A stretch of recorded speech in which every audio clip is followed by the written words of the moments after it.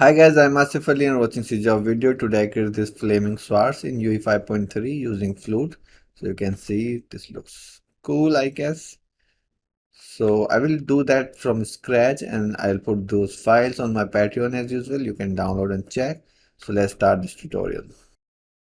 So I have this map with this mannequin character. I don't have to do anything with this for now.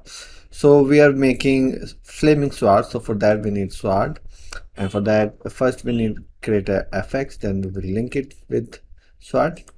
So basically if I make a Niagara system from here and I'll take fountain, I'll call this fx fire. Okay, I'll open this and basically this will be our source. Okay, and I don't need any velocity in this one.